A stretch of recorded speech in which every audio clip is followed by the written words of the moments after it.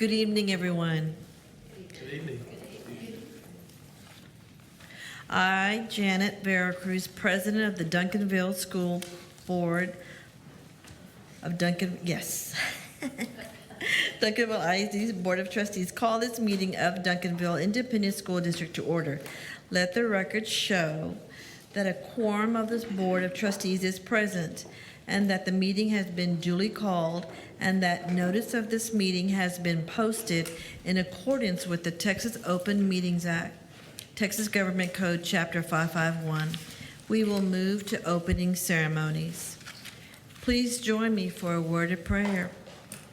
Heavenly Father, thank you for bringing us together tonight. Grant this school board wisdom, patience, and unity that as we make decisions that affect our students, teachers, families, and community. In His mighty name we pray, amen. Amen.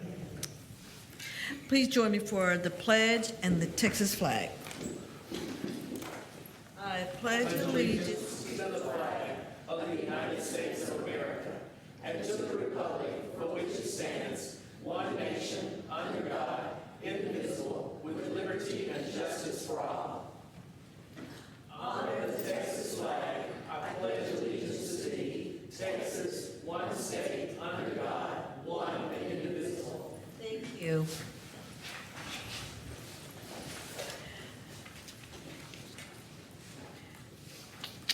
We will now move to communications from citizens. Being there are no communication from citizens, we will now move to the budget workshop. I will turn the meeting over to Dr. Goree. Thank you very much, Madam President, and all trustees assembled. At this time, I'd like to invite our Chief Financial Officer, Ms. Pumphrey, who also will be assisted tonight by our Chief Human Resources Officer, Mrs. Webb, with our presentation for tonight. I want to certainly start off by thanking the board for your thoughtful questions, and we have updated the PowerPoint that you were presented on last week. Your new PowerPoint is in front of you. It's this stack of papers right here. So let's make sure we follow along with that new PowerPoint, as we have included many of your questions in this PowerPoint.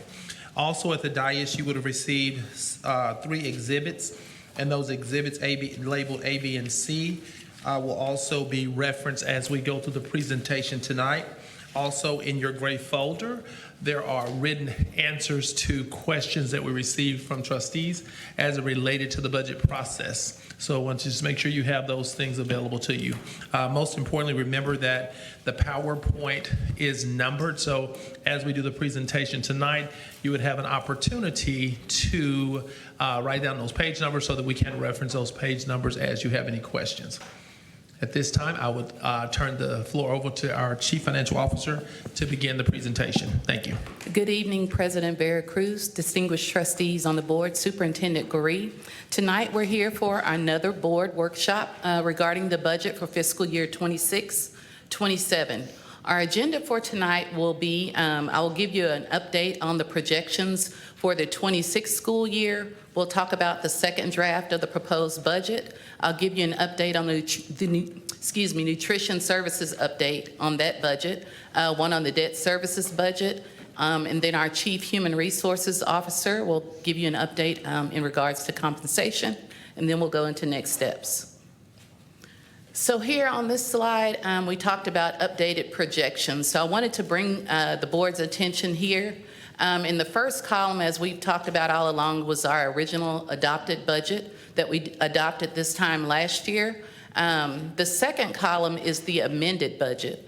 That is the budget as it currently stands with the various budget amendments we've brought to the board year to date. And what I wanted to highlight is in the expenditure, total expenditures, you'll see it's $142,860,478. That now includes the $2.7 million that we added for the track repairs. If you'll notice previously that was kind of broken out, but we did bring that budget amendment to the board at the May 18th meeting and it was approved. So now that it has been included in expenditures, thus increasing the amended budgeted deficit to $15.4 million. In the third column is what I'm projecting for the ending balance. So we will bring the final budget amendment to the board at the June meeting. Once we've had a chance to go through May numbers and try to get as much information as we can in, then we will do the final budget amendment for the fiscal year. But here, you'll see total expenditures I'm projecting at $137 million, meaning that I do not expect that we will expend all the items that we have budgeted for currently in our expenditure budget. And as we were reporting before, it was a 10.7 was the projected deficit. I've now decreased that by $1 million due to the track repairs being incomplete.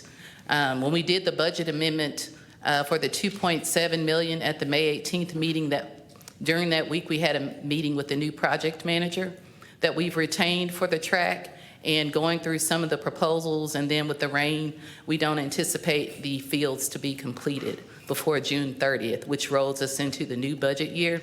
And so that purchase order would need to roll over. And so we have made one payment to the contractors so far, and they've submitted like 2 additional ones that I'm waiting for the superintendent to give the approval to pay, but we do not anticipate the full 2.7 being expended by June 30th. Therefore, I'm estimating at least $1 million of that will roll over because they have not even started the middle school tracks. And so that's, I wanted to highlight that to the board. The next slide is kind of talking about our budget priorities and some of the wins and things that are in our current budget. I wanted to highlight some of the, we've done worked really hard to do cost containment throughout the year, but some of the highlights of our budget are investments in our safety and security budget there. We've budgeted for additional officers to make sure our campuses are safe and secure, as well as police vehicles and equipment. We're also looking to do some compensation increases to make sure we're able to retain our staff and teachers, our administrators, our auxiliary maintenance, bus drivers, all of those key individuals on our team. And we're continuing to invest in our academic growth and making sure we can streamline operations and make things easier for the campuses, try to automate things where we can. So those are some of the things that we're working towards there. As we talked about before, the enrollment, average daily attendance, property values, staffing, and compensation are the 4 key drivers of our budget. Our HR chief will have additional details on the compensation package, since that makes up at least 80% of our budget. There's some key details and things she'll cover today. In regards to property values, there was some discussions during the meeting last time. So in your gray folder, I was able to retain some updated median home price information from the Dallas Central Appraisal District that I've included in there. Once again, those final certified property values will not be available until July 20th, around that time. So similar to previous years, we would adopt the budget based on estimated taxes, not knowing what those final numbers will be until later in the month, and then we'll bring that back to the board and make any adjustments or revisions as necessary there. Here is the draft 2 of the proposed budget in summary. So you'll see here in the 3rd column in the draft 2, I'm basically increasing our expenditures. We had additional requests to come in. So the change from what we were estimating previously is $3.3 million. And so I've highlighted below what those changes are. And so you'll see the $1 million that we talked about before. I've now included that in the expenditures for FY27 to complete those track repairs. I've earmarked $500,000 for preparation for a potential bond election that we're looking to possibly do in May of 2027. So that entails facilities assessments, consultants, lawyer fees, things of that nature. So I want to be prepared in the event the board or the district chooses not to proceed in that direction, then those funds would obviously roll back into fund balance. The additional investment, like I talked about before, police and maintenance vehicles, that includes 2 trucks for our maintenance department and 4 vehicles for our police. And then Elevate K-12 is some instructional software that we utilize, and I can let our curriculum and instruction address any questions you may have towards that. But we currently are utilizing this software, and so we use it mainly at the high school and then a few classes where there may be some vacancies. And so I've highlighted that in that budget for transparency so the board is aware. And I'm also, in relation to that, I'm budgeting at a 50% vacancy rate since we typically do not staff all of our positions.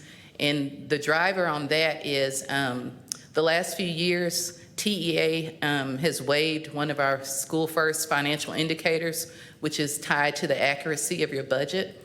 And so I know here we've had some pretty big swings one way, up or down, and a lot of that has been driven by cushions and vacant positions. So to be more conservative in that regards and to make sure our budget is more aligned with what we expect our actuals to be, I've not budgeted a 100% occupancy rate. I've only budgeted at 50% of the current vacancies that we have now. And if you turn to your exhibits A, B, and C that I provided, that kind of slices and dices this information in several different ways. So on Exhibit A, you'll see the proposed budget by function, and it has non-payroll versus payroll. So you can see for each one of those functions, instruction, instructional resources, how that's broken out between the payroll cost versus non-payroll. And in those payroll costs, that not only includes salaries, but that also includes budget for substitutes, extra duty pay, overtime pay, things of that nature, and also includes the proposed compensation increase that our chief will bring forth later. On Exhibit B, that breaks it down further by function code and category. So in the first one, I have payroll versus non-payroll. I did not break the payroll down because there's like 35 slides in your deck addressing the payroll. And so once they complete that, and I can get the information in a simplified form to be able to add it into the category. So here you'll see your professional and contracted services, supplies, other operating costs, and if there's any capital outlay broken out by those functions. And then Exhibit C, this is the comparison to the current year versus the proposed budget. And this is the information that'll be posted on the district's website and also posted in the Dallas Morning News for taxpayers and any individuals that want to see. And here it has you comparing the 2026 budget to the 2027 budget by function. And so this is that information for you. So if you would like the information sliced or diced in another way, just let me know and I will work on that and get that to the board. And so hopefully it meets anyone's needs in regards to how they want to see that information presented. So here, once again, is the second draft of the budget. It contains here in column, the first column is the draft 2, additional summation of the information I just provided. This is by function. It also includes the child nutrition budget as well as the debt service budget, and all of those roll together. And this is the exact information that's on Exhibit C, and this is what will be posted and what has to be posted on the website and published in a newspaper. And so once again, that's a projected deficit in the general operating fund of the $11.3 million, which includes the funds for the bond election, the track repair, the Elevate K-12 investments that we've made in our maintenance and utilities areas. For the child nutrition, that is a budgeted deficit of $226,000. And I will talk about that on the next slide. And then our debt services fund, we're budgeting as required by law. The funds we collect will be paid towards our debt service. And we're looking, the board approved for us to refund some debt. And so we'll be working to get that accomplished One thing too is the fuel cost. You did not mention that. It was on Oh, there. did I Although, go? yeah, you did. Oh, on the, It sorry was about- listed, yeah. Yeah. I just want to highlight that to Oh, the I'm board. sorry. On the fuel and utilities, on the fuel, we are, almost $200,000 of that is for our transportation fuel for our buses. We're currently in a fuel contract that will be expiring, and so we don't know yet what those increased costs will be. So based on information from our transportation director, that includes almost $200,000 in additional fuel for our buses, as well as I've added additional funding for our utilities, our waste recycling, and some of those gas and all of those things have increased. So I've made sure to capture that information here. Sorry for skipping over that. So on the nutrition services update, there was a question I received as to, why child nutrition services was budgeted at a deficit. And so I just wanted to highlight here that according to guidelines in the Child Nutrition Services Fund, we cannot have more than 6 months of fund balance on hand. We can't build a bunch of excess cash in this particular fund. So at June 30th, 2025, we had $3.4 million of fund balance in the child nutrition program. And so our current expenditure budget is 7.2 is what I'm proposing, and that equates to about 5.7 months to make sure we stay under the radar. But I also wanted to highlight to the board in that number that in February, the board approved for us to purchase 2 refrigerated trucks. If you recall that at the February board meeting. And so I followed up with our child nutrition director as part of the budget process, and those 2 vehicles will not be, we're not expecting them until July. So those would roll over as well into the 27 budget. Because we don't pay it until it's received, although we've, reserved for it, we don't expect the vehicles to be delivered until July. So that is already captured in the budget. And so, to make sure we're within guidelines and we're capturing everything, I just wanted to highlight that to the board. So right now, the only 2 purchase orders currently in existence outside of our bond purchase orders that we expect to roll over are the ones for the track and field and these for the child nutrition vehicles that we have not received. And if any additional ones come to light as we're closing out, we will bring those to the board as well. Trustee Colton? Okay, thank you. So the 2 refrigerated trucks Mhm. will be a 267. That's what the board approved not to exceed, Okay. 267,000. And, and so that will be carried forward. It won't be paid this year, right? Yes, ma'am, it will not be paid this year. Okay,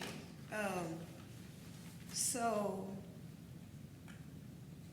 the fund balance at June 30, 2025 was, 3.4 million.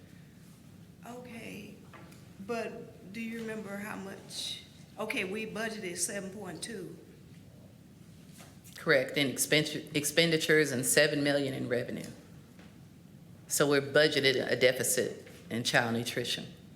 So we can make sure we stay under the limit. So what we're doing to ensure we do that, we have not raised our lunch prices, things of that nature. We've converted some staff that they needed additional help in the summer. So we've approved for additional days on the calendar. We'll invest in equipment in the kitchen and those things to use the fund balance up. So I guess with decreased enrollment, is that impacting, our expenditures? On the child nutrition side? Yes. The impact that I've noticed, or I'm anticipating, is a reduction in our free and reduced with some of the changes in our direct certification and Medicare and people dropping off. So I expect our uncollected amount will increase. We did do an analysis, our child nutrition director, whether it was feasible for the district to apply to have free and reduced lunch at all campuses, and it didn't turn out to be in the best interest of the district to do that, because the schools that kids do pay would be more than we would get in reimbursement if we did the free lunch across all campuses.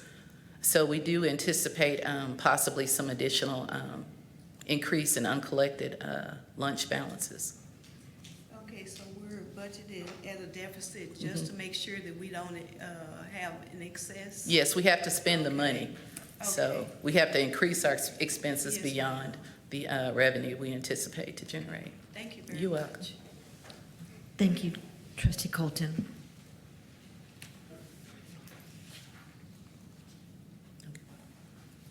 And here, in debt services, just to give an update to the board, as I mentioned at the May 18th meeting, the board did approve for us to refund the bonds. And so there's been a stack of papers that we're now circulating that we require to get all the signatures on. They will lock in the price, and basically for those that are not familiar, refunding the bonds is basically like a refinancing. You know, there's higher interest rate or lower interest rates. Right now, we're looking, anything up to 4% would be in the best interest of the district. So he's been watching the treasury rates and things of that nature to make sure that we are able to lock in and still recognize the savings, you know, that we're anticipating. But either way, we would still benefit from the state funding if we were to refund the bonds and maintain our tax rate as it is. But he's watching that. We won't be able to lock in on that until we get the certified property values, which will be in July. So as soon as we get that, he will lock in those rates. And so at this point, we're signing paperwork, and also we'll be looking to secure bond underwriters. And those will be the individuals that will actually go out and sell the debt. And so the district has an opportunity to select those underwriters, and we have a list of, you know, the companies the district has used in the past. And so we will get together to do that. We look to close on that by August. So that is done in time for us to do the adoption of the tax rate in the fall, consistent with what we've done in the past. And I'll take any questions.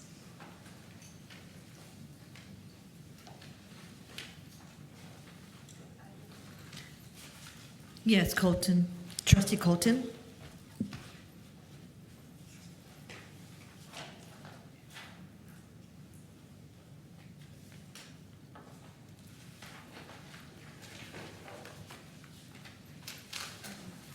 Ms. Humphrey, do you have an accounting of our fund balance, like beginning and withdrawals through the year?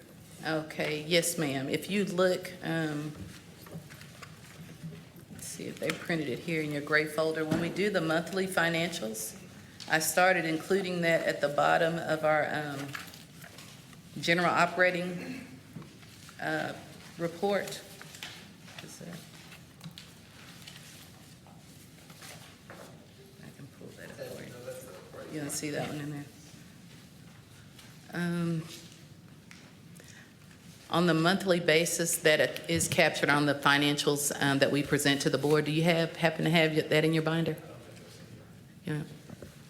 So each month, the revenues minus expenses, net income, net profit, we're showing that on the monthly financials as that was what will impact the fund balance. But during, on a weekly or monthly basis, we do not touch fund balance until the end of the year. So the only time we've impacted fund balance this year is with the amendment for the track, because we added that expenditure without a corresponding revenue. So we're basically increased the deficit. And so fund balance does not technically impact until we close the books and see what our total net income or loss will be. And then that'll either reduce or increase the fund balance. Okay, do you remember what the beginning fund balance was? It was 60, I have it. I didn't put that slide in this I presentation. know that was in our last presentation, so we can pull that, even if we It pull was- that it's after the HR 61 side. million, I want to say off the top of my head. Okay, Yeah, well, let's pull that slide while Ms. Wynn's presenting, and we'll be able to Okay. give the board that slide too. okay, and then the only subtraction or deduction was for the track? Correct. So far? Yes, ma'am. Okay, and on slide, let me get this number. where it shows the 26-27 general fund proposed budget. It's slide 5 in the new packet.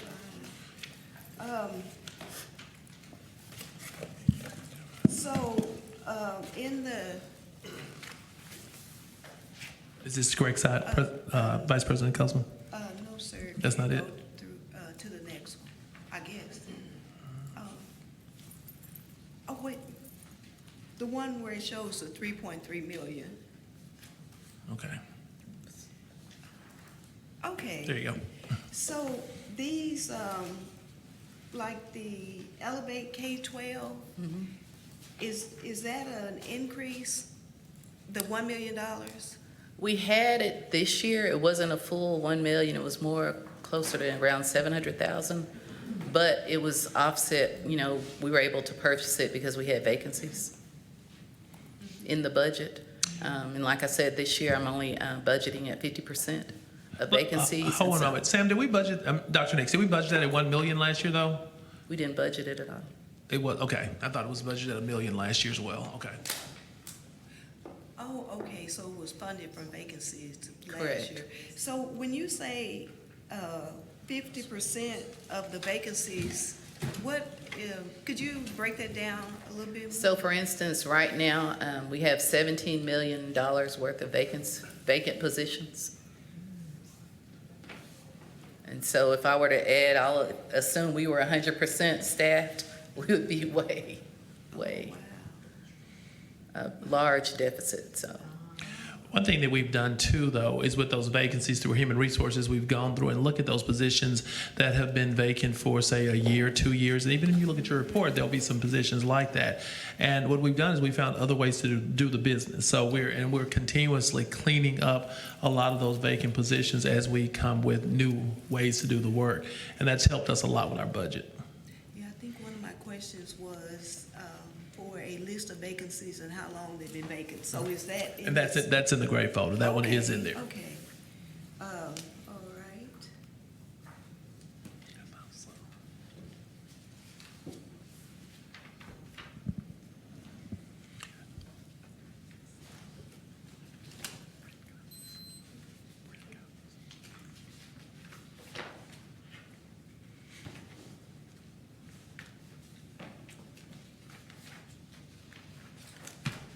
Okay, I'm just looking. I think you've answered all of my questions. I'm just to see the?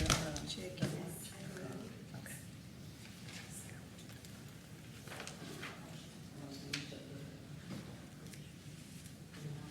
And we will print that. We're going to print that historic fund balance slide as well Okay. and have that available.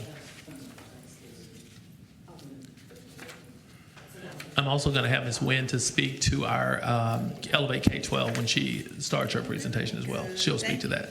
Thank you. Okay, We have one. and I'll get you show you what I'm talking about on the March financials. Yes, ma'am. Thank you very much. Thank you, Trustee Colton, for your questions. I have another question from Trustee Fahey. Yes, ma'am. Thank you. On page 3, the budget priorities, there are 4 listed. Do we now know the who and the what teams, like who's going to be working on? We know what we need to do, but do we have the who's and the whats and the wheres of? This aligns with our strategic plan. Right. And so that kind of outlines there what chief and what department is responsible for each one of these. So if I go to the strategic plan, I will know the personnel who will be dealing with each? I don't know if on the website it has it classified. I know we know internally, we have an internal document that we're all assigned. I'm not sure what's facing on the website, but we can definitely get you the document, our internal document that has the assignments. Just so there are plans in place? Yes, ma'am. Thank you. You're welcome. Trustee Colton. Thank you. I just have a question regarding the proposed bond election. When will the board receive an update regarding that or a proposed schedule or something? Today, I received a capacity report from our debt advisor that kind of outlines the amounts and different things. I forwarded that to superintendent. We have not had a chance to discuss it, but that's part of the planning process and talking that through. If we were to move forward, the board would have to call that in February. So you would get information between now and February in order to make that call. Right. We're in the beginning of designing a calendar around what that would look like to go to a May election. Of course, we'll begin that by assessing what those needs are of the district. That'll happen this summer. The board will be very engaged in that conversation as we begin that process. Then we would go to looking in the fall, of course, to developing our community-based committee as to determine what those needs are of the district. Of course, with that coming to the board for a vote in the early spring to see if we would go actually be willing to go out for an election. So are we looking at athletic facilities as well as other? Absolutely. There are, as you know from our previous bond, that there are a lot of deferred maintenance costs that are associated with that, but there are some absolute realities to the athletic needs of this district. So we would have to look at athletic needs as well as those deferred maintenance things that our district is experiencing. Okay, thank you all very much. Thank you. I appreciate it. Thank you for your questions. Anything?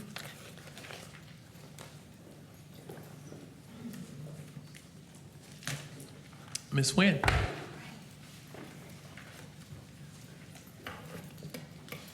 Good evening, Board President Vera Cruz, Board of Trustees, and Dr. Gorey. Tonight, I will be providing an overview of the compensation recommendations resulting from the TASB pay system review. The purpose of this review is to ensure our compensation plan remains competitive, equitable, and sustainable over time. Additionally, we will review proposed pay increases for employees. As we continue to face challenges recruiting and retaining employees in a highly competitive market, it is important that we periodically review our pay practices and make adjustments when necessary. The recommendations presented tonight are intended to support our current employees while also maintaining, and new hires while also maintaining fiscal responsibility.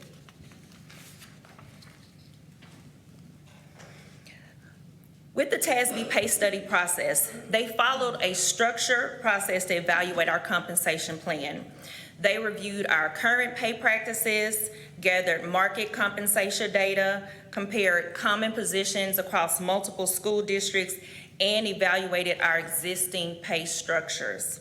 Using that information, TASB developed recommendations designed to improve market competitiveness and internal equity. The recommendations we are presenting tonight are based on that analysis and will help guide the development of the final compensation plan that will be presented to the board in June. The board policy assigns the superintendent the responsibility for developing and recommending the district's compensation plan. This includes recommending pay structures, stipends, benefits, and employee pay increases that support recruitment and retention. Once approved by the board, administration is responsible for implementing the plan, classifying positions based on job responsibilities and market value, and administering employee compensation within the approved budget. Board policy requires the board to review and approve the district's compensation plan and to determine the superintendent's total compensation package. The compensation plan will be presented to the board in June for final consideration and approval.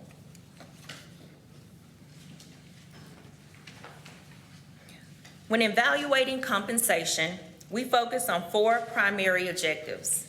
First, we want to recruit qualified employees by offering competitive minimum starting salaries or entry rates. Second, we want to retain employees by providing compensation that remains competitive over time. Third, we want to pay employees appropriately based on the value of the work that they perform.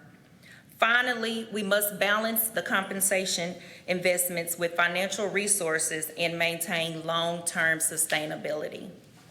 These objectives guide every compensation recommendation being presented tonight. Pay structures are built around 3 control points: the minimum, midpoint, and maximum. The minimum represents the entry rate for a position.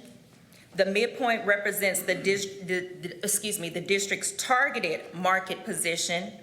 The maximum represents the highest value assigned to the position within that pay range.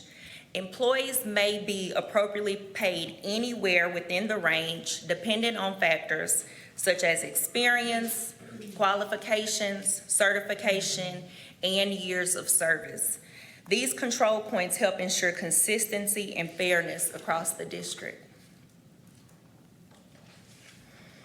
When discussing compensation, it is important to understand what market pay means. Market value is the competitive compensation level for a position based on what similar employers pay for similar work. However, market value is not a single exact number. It is better understood as a range of competitive pay.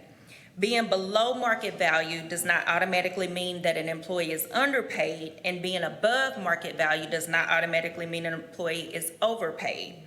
Individual placement within a pay range depends on factors, again, such as experience, certification, qualifications, and years of service, in addition to internal equity. Market data is one tool we use when making compensation decisions, but it is not the only factor.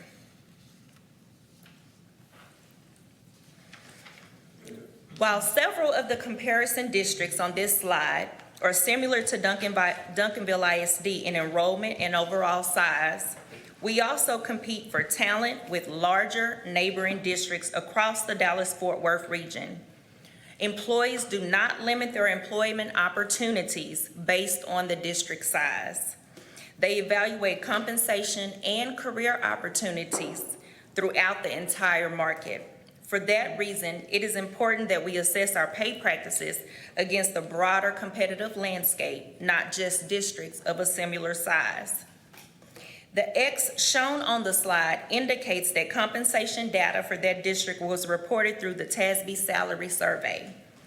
DeSoto ISD does not participate in the TASB salary survey. However, TASB was able to include DeSoto in the teacher compensation analysis by reviewing the district's publicly available compensation plan. The number at the bottom of the chart reflects the number of districts included in the comparison group. For teacher compensation, Duncanville ISD was compared to 13 districts. For all other pay structures, the comparison was based on data from 12 districts.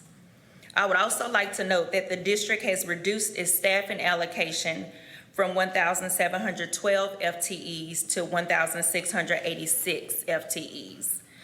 Administration continues to evaluate staffing needs across the district and identify opportunities for efficiency through attrition and the closure of vacant positions when operationally feasible.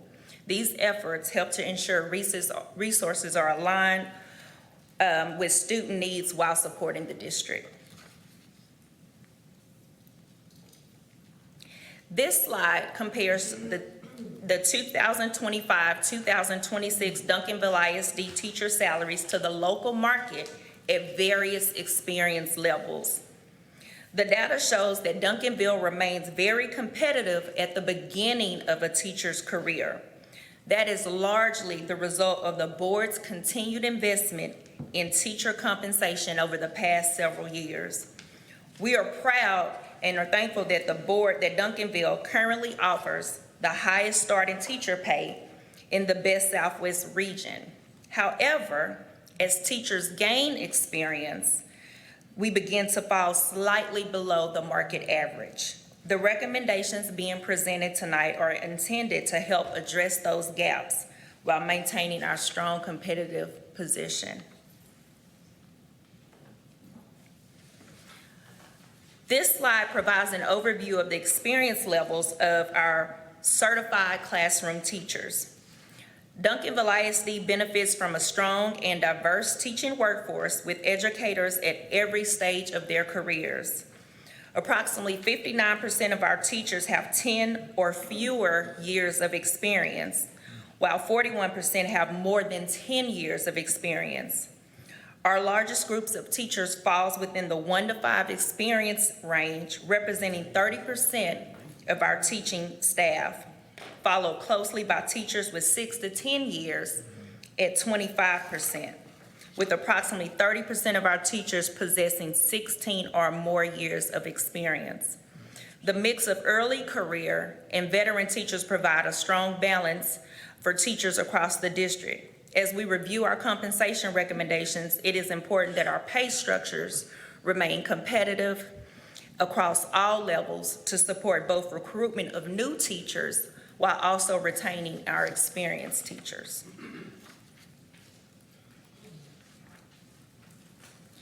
This next slide provides a look at the experience levels of the 100 newly hired teachers in the district for the 2025-26 school year. As you can see, our hiring was balanced across multiple experience levels rather than concentrated solely on beginning teachers. Approximately 26% of our new hires entered the profession with no prior teaching experience, while 74% brought previous classroom experience. Nearly half of all new hires had between 1 and 10 years of experience, which demonstrates our ability to attract educators who have already established instructional experience and skills. 28% of new hires had more than 10 years of experience. The distribution again reflects the importance of maintaining competitive compensation not only for the recruitment of new teachers, but also for continuing to attract experienced teachers to our district. Before reviewing the individual pay groups, it is important to understand what these percentages mean. TASB establishes a market midpoint for each pay grade based on compensation data from the comparable districts that were presented on the earlier slide. The midpoint represents the market value or 100% of market pay for a position. The percentages shown on this slide indicate how Duncanville ISD's pay compares to the market midpoint. A score of 100% would indicate that our pay is aligned with the market value. Percentages below 100% indicate that our pay is below market value, while percentages above the 100% would indicate that our pay is above the market value. It is important to note that the analysis intended to evaluate pay structures, not individual employees. Being above or below market value does not mean that employees are overpaid or underpaid. Market value is a competitive range. Rather, it helps us to understand how our compensation structures compare to the external market. The closer we are to 100%, the closer our pay structure is to the market value identified for those positions. This information helps guide compensation decisions as we work to remain competitive, support recruitment and retention, and maintain responsible stewardship of district resources. This slide summarizes how non-exempt employee groups compare to the market. These positions include many of the employees who support daily district operations such as clerical staff, transportation employees, maintenance staff, custodians, child nutrition workers, and support personnel. While some groups are relatively close to the market, others fall further behind. The recommendations we will discuss later are intended to improve competitiveness in those areas while also maintaining internal equity.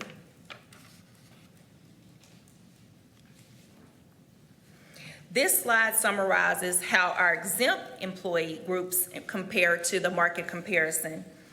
These groups include positions such as executive leadership, district administrators, principals, assistant principals, instructional professionals, and special education specialists and coordinators. The data shows that some groups are near market while others fall below market value. As we review proposed pay structures and employee placements, these differences are taken into consideration to help ensure compensation remains competitive and equitable.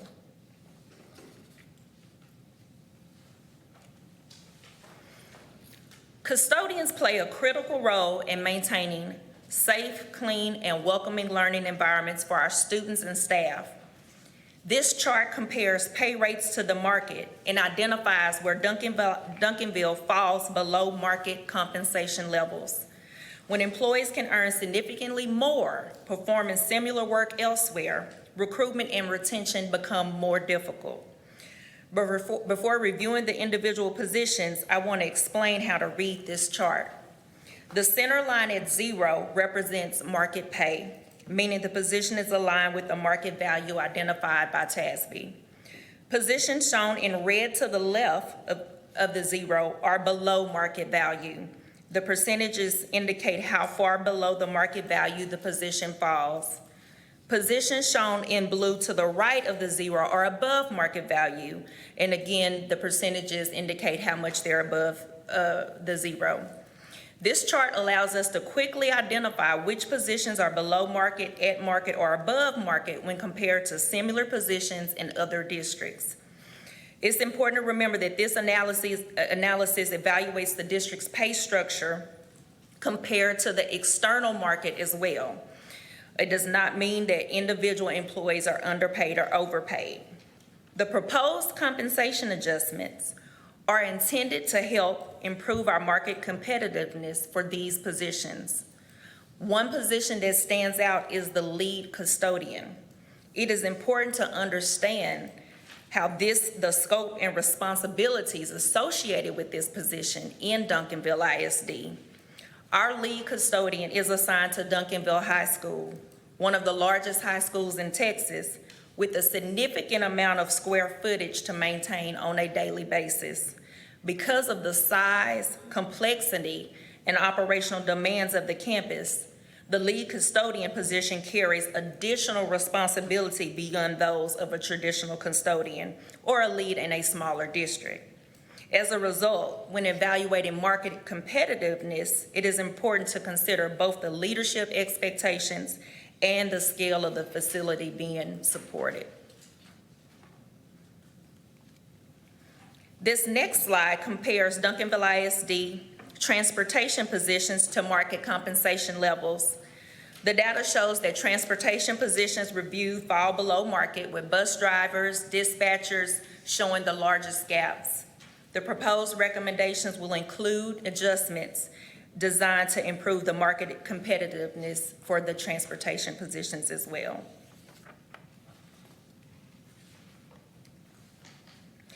Like custodial services, child nutrition positions are essential to supporting students every day. This analysis compares Duncanville ISD's child nutrition positions to market compensation levels. The data shows that several positions fall below market, creating recruitment and retention challenges. The proposed recommendations include the adjustments and to help our compensation and to align with internal equity.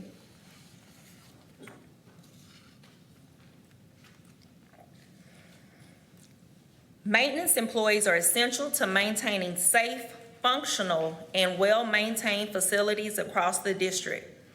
Their work directly supports the learning environments by ensuring that campuses and facilities remain operational, secure, and conducive to student success. The market review identified several maintenance positions that are below market when compared to peer districts. Competition for skilled trades such as electricians, HVAC, plumbers, in addition to other positions such as maintenance staff, continues to increase throughout the region. The proposed recommendations are intended to, again, strengthen recruitment efforts and enhance the retention of our skilled staff.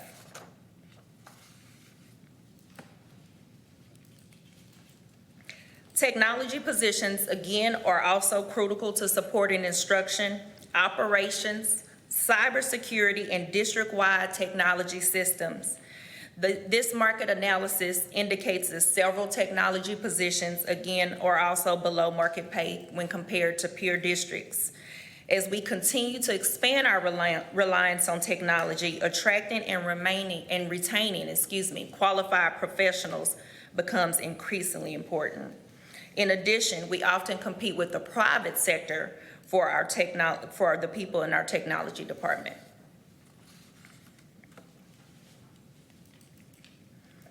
Administrative support employees play a vital role in the daily operations of our campuses and departments. These employees are in positions such as secretary or receptionist and are also the first point of contact for students, staff, parents, and community members. The market identifies that there is improvement needed here as well. As labor markets continue to evolve, districts across the region are competing for experienced administrative professionals.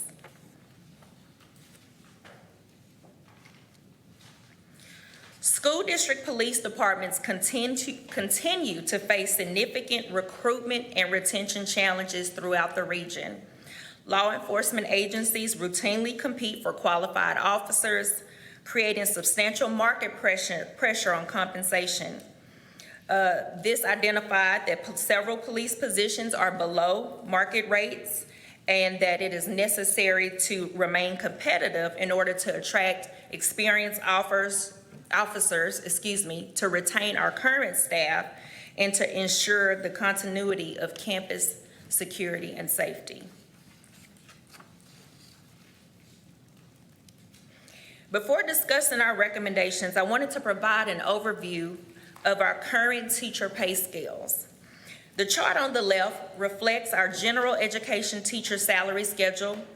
The chart on the right reflects the current bilingual and SPED self-contained teacher schedule, which includes an additional $4,000 above the general education teacher schedule. I would like to thank the board again for making significant investments in our teacher compensation last school year by increasing the minimum salary from $58,500 to $62,250. These investments have helped Duncanville remain competitive and position us again to be have the best starting salary in the best Southwest community. On the next slide, I will review the proposed increases to the teacher pay for the 2026-2027 school year. This chart illustrates the proposed teacher pay step schedule for the 26-27 school year compared to the 25-26 schedule. As part of the proposal, teachers would receive at least a $700 increase between their current salary and the next step on the schedule. This amount represents approximately 1% of the median market pay for teachers. In addition to the step increase, certain step levels may also receive additional market adjustments to help align teacher pay with surrounding districts for the similar years of teacher experience. For the 26-27 school year, instead of having two separate certified teacher schedules, we will have one teacher salary schedule for certified teachers. The recommendation increases the starting salary for certified teachers for $62,750 while maintaining differentiated compensation for bilingual and SPED self-contained teachers through additional stipends. Self-contained SPED teachers would still get the additional $4,000 as a stipend. And our certified bilingual teachers would continue to get the additional $4,000 in addition to the $5,000 that they get annually as the bilingual teacher stipend for a total of $9,000.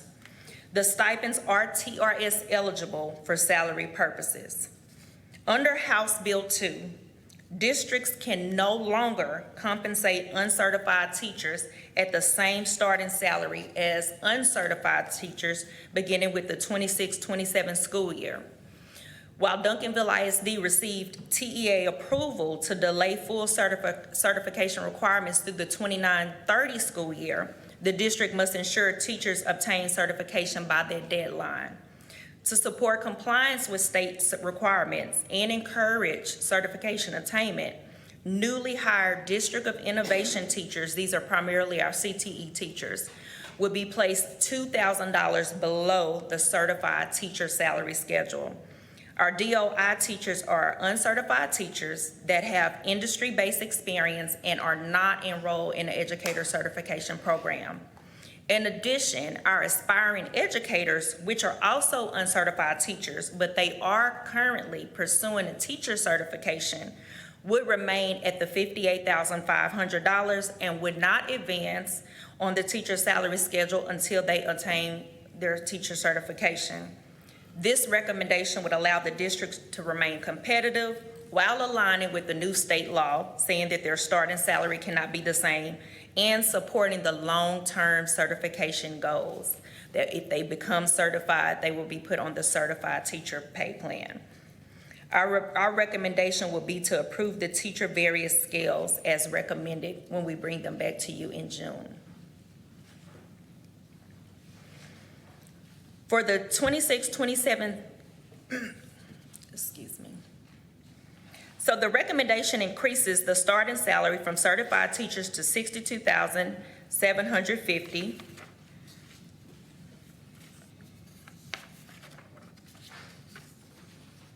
And with the adjustments, the proposed percent of current costs and the current cost for all of the teacher adjustments with at least the $700 in between the step schedules and additional adjustments for years of experience is outlined on this slide, in addition to the TASB executive review document that you have in your folder. And so this is just showing the cost increase for each of the teacher levels, the percent of current costs, and then what the current costs are.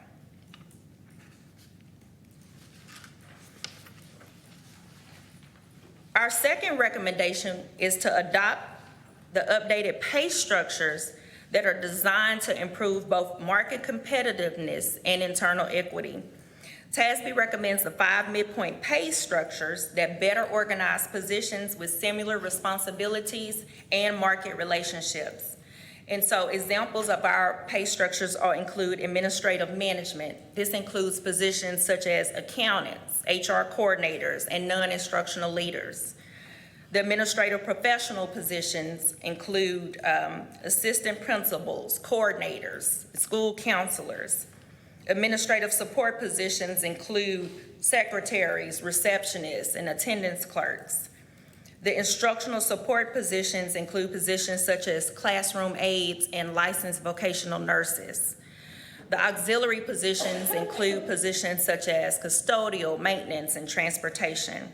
These structures establish clear salary ranges and create a more consistent approach to employee pay placement and future compensation. The third recommendation is a 1% general pay increase for all employee groups. This also includes the teachers at the market median pay. The general pay increase would be calculated using each employee's pay grade midpoint rather than their individual salary. This creates a more consistent and equitable increase across employee pay groups. The general pay increase is intended to help maintain our market position and provide compensation growth for all employees. This increase will be applied before any additional adjustments or market equity adjustments are considered, ensuring that all employees benefit at least from the 1% increase. The fourth recommendation focuses on addressing market differences and improving internal equity. These adjustments are intended to move employees towards a more appropriate position within the proposed structures while maintaining fairness and consistency across similar positions. At the last board meeting, I gave an example of the bus driver minimum starting salary increasing to $25 an hour. This means that any current bus drivers that are currently making $22 or $23 an hour would have to be brought up to the minimum, and anybody that had years of experience would have to be adjusted in alignment with the new scale. And so this would just focus on addressing the market differences and improving internal equity, and again, moving them closer to the value in alignment with their years of experience. The fifth recommendation is to adjust certain stipends to remain competitive with market compensation practices. Stipends are often used to recruit and retain employees in hard-to-fill positions or to compensate employees for specialized skills. Examples include bilingual teachers, special education teachers, secondary math teachers, secondary science teachers, and other positions with recruitment challenges. The stipend review showed that some stipends remain highly competitive, while others may require adjustments to remain aligned with market practices. Maintaining competitive stipends helps to ensure recruitment in critical shortage areas. Some examples are on the next slide.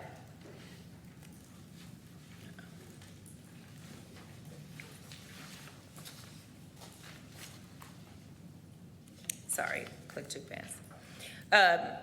Some of the examples are that we are proposing to increase the middle school choir stipend from $2,000 to $4,000, the middle school athletic coordinator stipend from $2,500 to $3,000, and the foreign language stipend from $3,500 to $4,000. And those are just some of the examples that TASB provided where they identified areas where we are below market pay for stipends.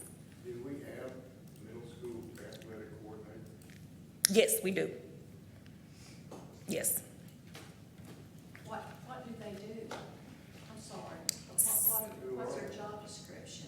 So they're teachers, they're teacher coaches, but they help coordinate the activities for all the sports, kind of serve as a lead. So the middle school athletic coordinator kind of serves as a lead person with all the sports, but they are teacher coaches, so they're classroom teachers. It's not a full-time position. Are they like the athletic director at that school?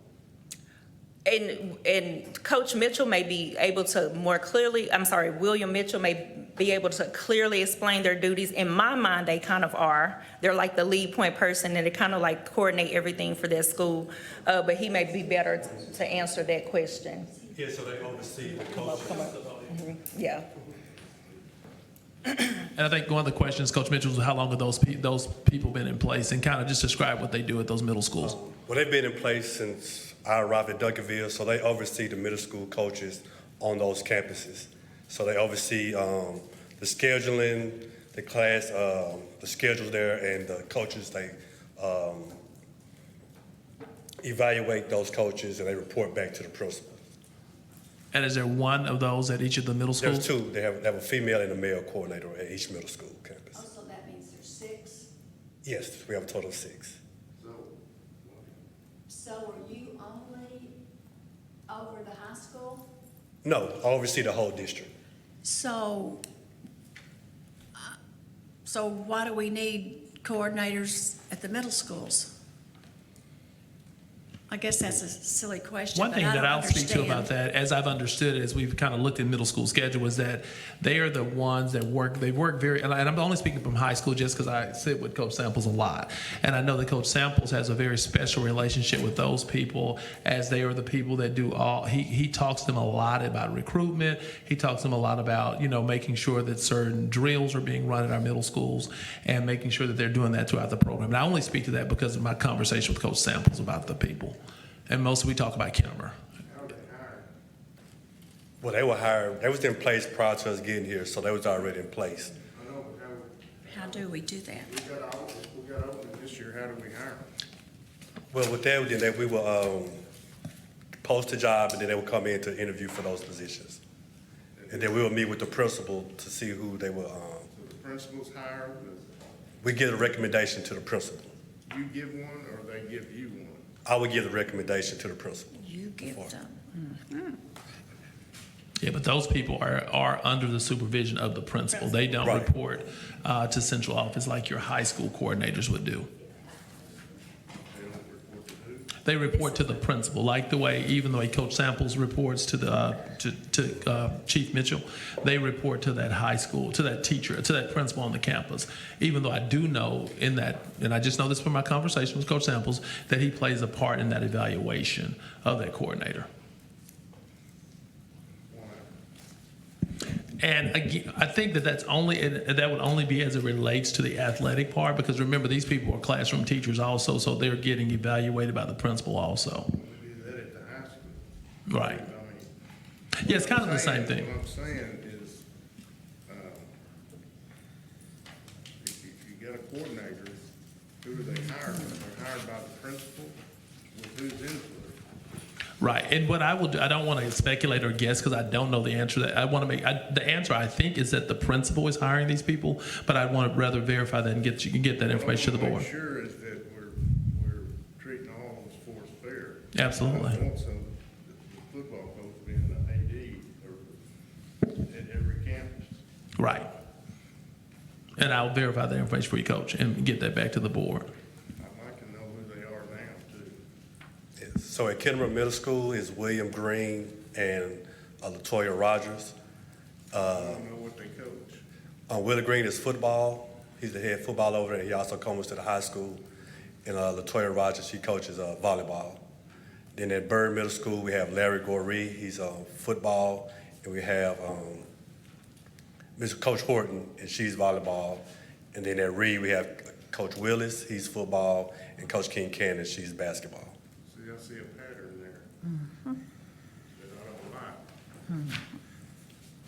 I see one sport dominating the junior highs. I don't like that.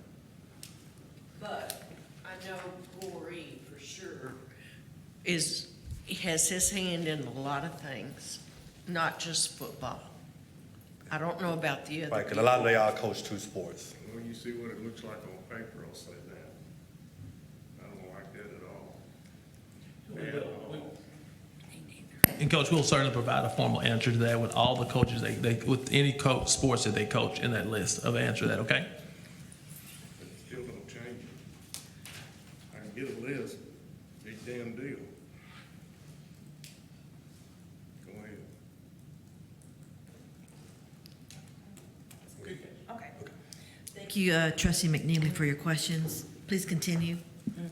And so these are all areas that TASB identified when comparing us to other stipends with similar district. These are all familiar stipends in other districts as well, and so they identified those as being underpaid. And so on this slide, we just summarizes the estimated financial impact of the compensation recommendations. The estimated investment includes three primary components: the general pay increase, the market and equity adjustments, and stipend adjustments, for a total estimate of $3.4 million. We have been actively reviewing staffing efficiencies and vacant positions throughout the district. Current estimates include approximately about $2 million in potential savings through staffing efficiencies, attrition, and the closing of vacant positions. Importantly, these projected compensation costs and saving assumptions have already been incorporated into the budget framework that was previously presented by our Chief Financial Officer. Tonight's presentation is intended to provide the board with an overview of TASB's findings and administration's preliminary recommendations. It is important to note that TASB's work is advisory in nature. Their findings represent recommendations for consideration and are automatically adopted by the district. Administration is currently reviewing employee placements, implementation details, financial impacts, and final compensation recommendations. The final compensation plan will be presented to the board in June for consideration and approval. At that time, the board will receive the complete compensation package, including all recommended schedules, pay structures, and stipends. Are there any questions? Are there any further questions? Do you have any? You do have some. Trustee Colton has a question.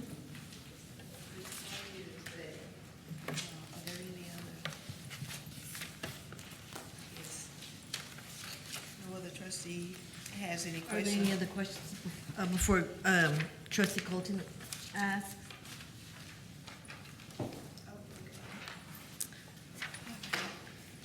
We're getting our thoughts together here. Thank you.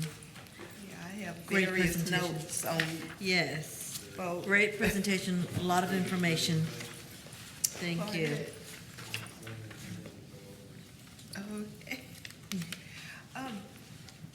Thank you very much for your presentation. You always do such a great job. I have a question regarding the total number of teachers that we have employed in the district. Well, I'm trying to get back to it. I'm looking at where you are. the total number of, I guess, teacher FTEs. So this slide shows the total number of certified teacher FTEs, but then we also have the uncertified. Give me just a second, I can pull it up.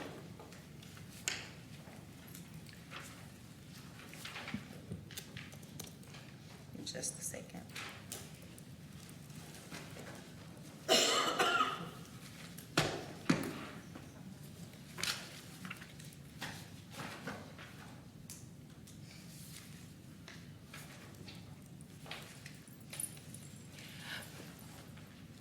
At this time, we have, at the end of the 25-26 school year, we had 811 FTEs, but that will be reduced for the 26-27 school year with the consolidation of some campuses and things of that nature. And so we're working on finalizing those numbers, but that is what we had. Okay, and yeah, I noticed that, I guess we just received the final report from TASB last Thursday or something like that, so I know that you all are still, going through all the data. But I have a question regarding how we intend to address those teachers that have several years of experience. TASB noted that they're like underpaid, for lack of a better term. So I know that, we have plans to address like maybe 10 or 5 years and under, but is there a plan to eventually address bringing those more tenured teachers up in salary? Yes, they actually provided some additional adjustments for teachers on the various step schedules.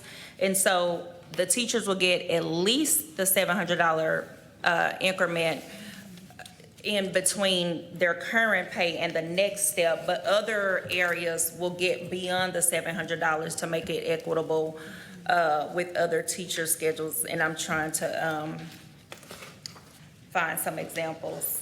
But they've done additional adjustments depending on the years for experience. It's just that every teacher will at least get the difference of $700, but other steps got an additional $300 or additional $100 or $200, depending on the years of experience and how they're compared to other districts with the years of experience. Yeah, I noticed that there was a significant bump, I think at 4 years or.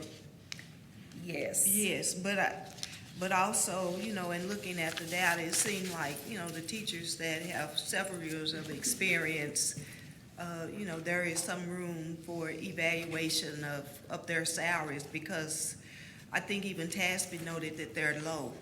Yes, and that was part of their evaluation when they included some of those additional steps, and I was trying to find it, but I can get that information. Okay. To you to show those additional adjustments between some of those other steps. It may not be easily recognizable on the scale, but I can get that information. Okay, and then in the recommendations, the difference between recommendation 2 and recommendation number 4. Recommendation 2, adopt proposed pay structures to improve market and internal equity. And then recommendation number 4, provide adjustments to address market differences and maintain equity. So could you explain what the difference? Yes, recommendation, and I can go back. Recommendation 2 is saying to adopt the proposed pay structures, and that will be with the new minimum, midpoint, and maximum. So recommendation 2 is just saying on the proposed compensation plan, when we list all the various positions and, you're under AM1 or AP1 or AP2, to adopt those proposed plans in June. Whereas recommendation 4 is saying the additional adjustments that people will have because of where they're placed in the schedule. So again, if you adopt a new minimum, then people need additional adjustments to be placed in the minimum. Ideally, if I'm a person, near the middle of my career and I'm at the midpoint, and now the midpoint has shifted, then I'm kind of bringing you in alignment to be in alignment with that new midpoint with your years of experience. So kind of keeping that person relatively in the same position as they were on the old pay scale in alignment with the new one. So 2 is just the pay scale, and 4 are those additional adjustments. Okay, and then, so in looking at our positions in the let's see.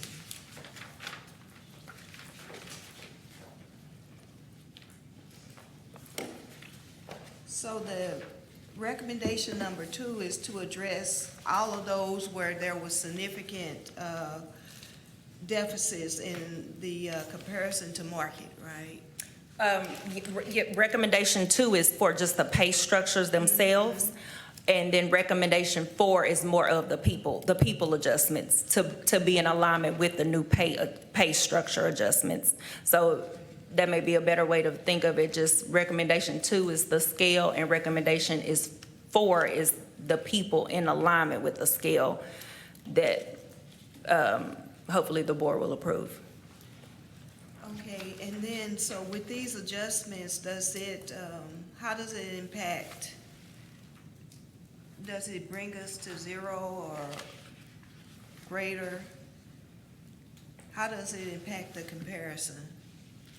So the adjustments are supposed to bring us into market value, to be within a good range, and employees to be paid within market value of their position. One of the things that is recommended is that we continue to evaluate this on an annual basis, and that way employees can continuously move with the market over time versus doing huge adjustments at once. Okay, and then, so what are our plans to do that, I guess in 27? And when will you start so that we can get, the information a little bit sooner prior to, the thick of the budget? One of the challenges with this is TASB does the salary survey, and I presented on one of those slides where I mentioned like DeSoto doesn't participate. And so those salary surveys come out in late fall, November, December. And so from there, I think they're not done. I forgot when they're finished. And so you don't, they have like a data central report where you can run reports and compare data. And so because they don't start seeking the data until late fall, you're not really able to compare the current school year. So for example, next year we'll be reporting our 26-27 pay. Other districts will be reporting their 26-27 pay, but you're not able to evaluate it until they've collected it and made it available for everybody to look at, which does not happen until the spring. Ms. Wynn, do you want to speak to the maintenance plan that TASB talked to us about as well, too? Yes. And so we are going to be working with TASB to do the maintenance plan each year as part of that process, so that we don't wait 3 or 4 years to evaluate the entire compensation plan at once. We plan to do this on an annual basis with TASB.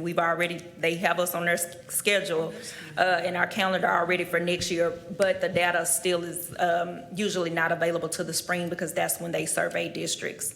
Some districts are not till September 1, so you really can't ask them, what are you paying your employees? Because they didn't even adopt their budget until we're July 1 district till September 1, so they give districts a couple of months and then begin a survey in November sometime. 2 other things, Ms.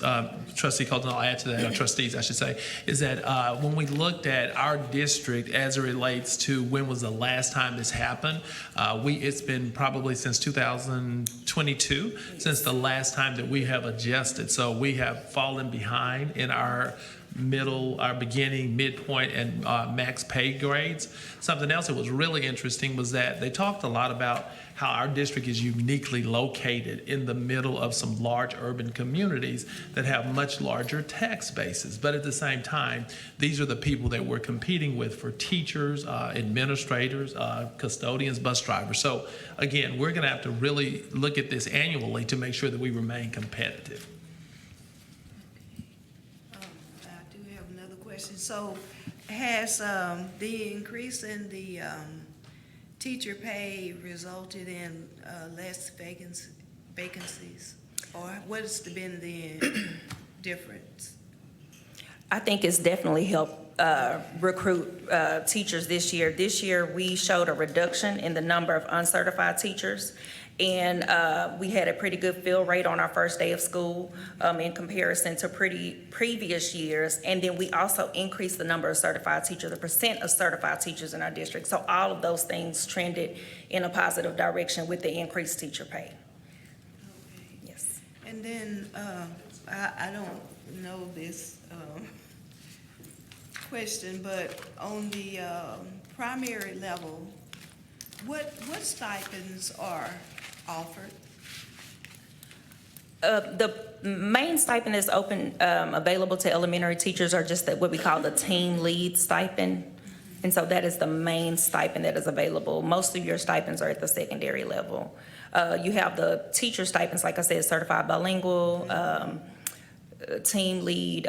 We have some translation stipends available to people that help translate. We've given elementary class size ratio stipends when the classes have exceeded a certain size.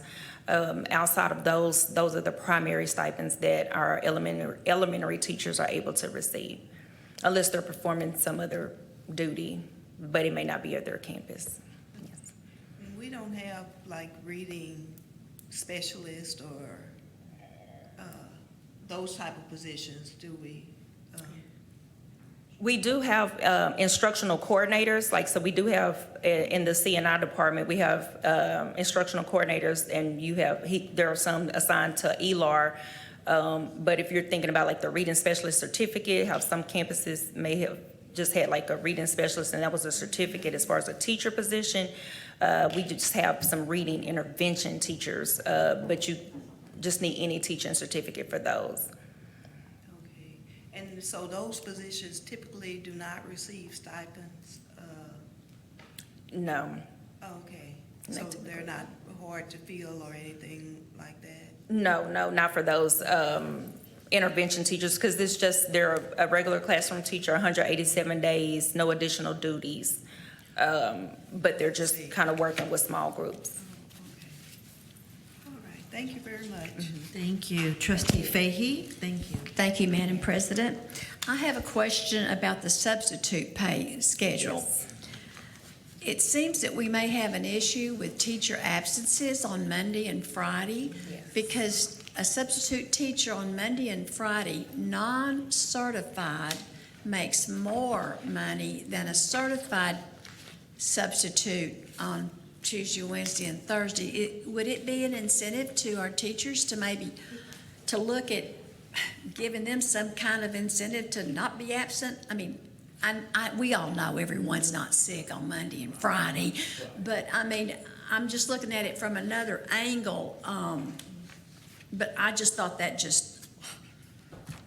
it kind of startled me to think of that. Thank you. Good question. Thank you. I was going to say, we have not considered teacher compensation in relation to attendance, but we did want to make sure that we were able to recruit more substitutes with Monday and Friday absences, not just because they're sick, maybe people are traveling, 3-day weekends, things of that nature. So we do offer increased pay for those specific days, because really with most school districts, that's a trend as far as like some of the days with highest absences, because it primarily runs into the weekend. And so if somebody's going to travel, that'll be an extended time. But we can definitely look into that, though. Thank you. Trustee Colton? Yes, ma'am. So what is our absenteeism rate for teachers? I do not have that data, but it's something that I can get to you, but I don't have it off the top. Great question. Duly noted. Thank you. I have a question. How much flexibility does the board have to modify the proposed compensation recommendations before approval? So the administration, we work closely with TASB to work on all of these pay structures with market pay. And so usually the modification of one pay structure will affect the next. It's like a domino effect. if you change one, then you have to change all of the rest of them because you want to make sure that pay compression does not happen. And so there's just been a lot of extensive work over the past couple of months going through this, aligning positions, and just making sure that if you have a difference in a pay grade, that it indeed isn't a promotion, or if we bring the salary higher here, then the people with more skills or more experience in the next pay grade, that they also have to receive an additional adjustment because you can't have them making the same as their supervisor. And so it's a ripple effect. So usually the superintendent works with administration to go through all of that data and go through that kink, and then the board approve. But I'm sure you can work with Dr. Gorey. Right, and I'll add something to that. Of course, the board always has flexibility to do whatever you'd like to do. But what I will say is, if you'll remember in May, we talked about our principal pay, and we talked about bringing that early so that we can recruit principals. I think if you look at the study, it shows that our principals were not necessarily far below market pay. However, some of the unique situations that we're dealing with in our district and with some of the competing neighboring districts, that's what was making this challenging. That's one of those areas where the board really wants to target to be above market pay so that we can make sure that we're getting the highest quality principals for our seats. So that was one of those examples where that domino effect would affect assistant principals. It affected so many other people, and that's why the recommendation is to adopt the plan in totality so that we don't affect other positions. Thank you so much. Any other questions? Trustee Fahey? So this is our final budget meeting until we actually do the vote in June? Because I've got a lot more questions now than when I walked in the room. Very We good. absolutely can schedule another budget work I session. know, board, we don't like to meet every other day, but No, that's perfectly fine, Fahey. Trustee Savage Martin?